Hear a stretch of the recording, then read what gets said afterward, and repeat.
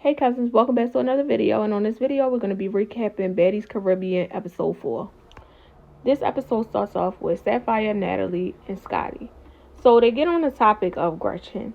Sapphire feels like, you can say what you want in front of your friends. If they allow you to say the N-word, that's cool, whatever. But if you're in front of a group of women that's basically telling you that they don't like it, then you should basically stop saying it, and I agree.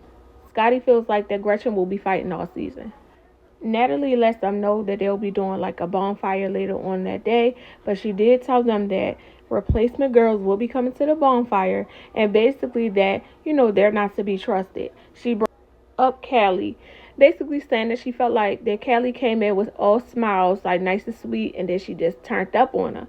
So she didn't appreciate that. So basically what she's trying to say is some of the girls will be replaced. This scene with Jayla and the twins, it was forced and it was practiced. Did y'all see how they came in? Jayla was standing there like a model. I can't lie, she got a nice shape and she is pretty. But they come in and she's like, oh, hey, y'all practiced that. Cut it out. Anyway, this whole scene was pointless. Jayla complaining about, Gretchen biting her. You should have kept your hands to yourself. That's how I feel. You sat there and complained about Biggie hitting you in your face, talking about you had a mark and you didn't. So now you really have a mark. Take it. I feel like if anybody was going to fight Gretchen, it should have been Meatball. So then we see Biggie, Tank, and Meatball. They basically was filling Biggie in on everything that happened on the last episode because y'all know Biggie wasn't there. Meatball basically lets Biggie know that she didn't like how Jayla was bullying her. Tank tells Biggie that she beat up Dom in the body and she put her in the headlock. So Biggie was amped up because she heard that Gretchen put Jayla on her head. So Tank is like, no, F that B. She's like, why? She said, because she called us the N-word. So then it was a whole thing about that, of course. They gonna drag this. They gonna drag it. So then we see Slim and Dia sitting at the table eating. So over comes Dom in the body. So when she sits down, they start pressing her. Oh, what's going on between you and Tank? Because that's our girl. We really rock with her. These girls like to kiss ass. I see that. Whoever they feel like can fight, that's who ass they kiss. They're not trying to be put in a headlock. This is another pointless conversation right here. Tommy and Biggie. They did all this just to say Tommy was back. Great. Let's move on. So then we finally see the baddies on their way to the beach. Now this is the part that I'm waiting for. So they get to the bonfire. There's no chairs. First things first. So y'all already know what's up.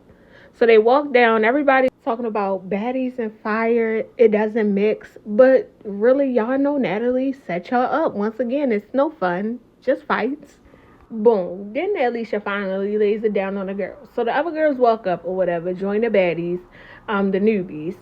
And Alicia tells them to switch sides or whatever because the replacements was on the way and Callie and Gretchen was on the way. Alright, so here come the replacements. We have Heaven, we have J.O., we have Kiva, we have Nunu, we have Jelly, and I forget the girl with the heart shape, y'all know what. The replacements was on standby, so she basically brought everybody together because she wanted to replace Callie and Gretchen with the standby girls. So Mariah Lynn jumps out there talking about Callie spit on her, whatever the case may be, but girl, you seen that girl was going at it with Natalie. You try to get your little 5 minutes of fame on the camera. That's it, that's all. You talking about she bumped you. Then move out her way. So Mariah Lynn and Callie were going back and forth. Meatball charged after somebody, and Jelly charged after Callie. So Jelly says the reason why she charged after Callie is because Natalie is her friend, and she doesn't like how Callie made Natalie feel. The whole time, you just wanted your camera time and you wanted to get in the house. Be honest. So Biggie, when she was charging after Callie. And so one of the replacements, they was like, no, basically no bullies type stuff. You not about to jump her, and they got involved. So basically, the replacements, they're trying to fight anybody to get in the house. So the Claremont twins is like, look, they're standing in front of us, and they're looking like they're trying to fight us. Next thing you know, the Claremont twins, they got their stuff, and they left. They talking about, well, it's their birthday. They ain't have time. They're going back to Malibu.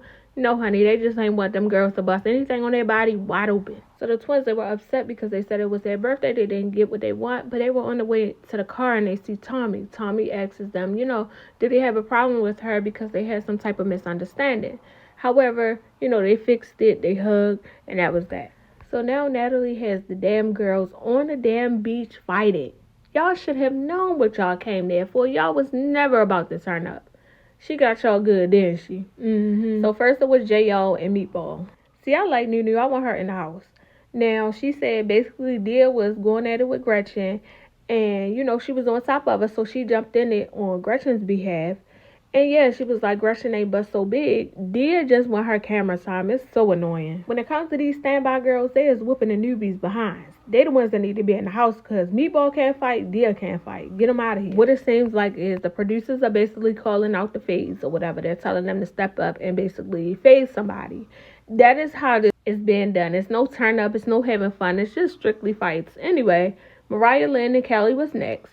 And Mariah Lynn wanted for Callie to apologize. Anyway, I guess Callie was saying that she didn't want to fight Mariah Lynn because she was too small. So they basically hugged it up at the end. But when they hugged it out, I'm guessing Callie kind of pushed up on Mariah Lynn. And she's talking about, B, don't push me. Then she goes back and says she don't want to fight. Like she had to report to her master. So after they hugged it out, Callie goes to go stand with the baddies. Then you hear one of the producers say, Callie, I think it was Lemmy, but he was like, Callie, and basically telling her that the girl wanted to fight. So Jelly and Callie, they squared up. Jelly charges after Callie. Callie kicks her. Jelly flies back. When she falls down, Callie runs up, hit her, and all you see is all this blood. So then they finally call Gretch out. So here they go with this N-word stuff again, talking about why did she say it or whatever. So she basically was saying because Meatball snuck her, she was upset. Meatball chimes in and says, I didn't sneak you. So she said, yes, you did, N-word. She says it again. So Jayla jumps out there. Meatball never jumps out there, so why the hell do you keep jumping out there? So while that's going on, you see Tommy walking up with a horse. She's on the horse. So she enters the middle of the circle with this horse. And it's just like, who you think you are, Beyonce girl? Sit down somewhere, and it goes off. This episode was decent. I can't wait to see next episode.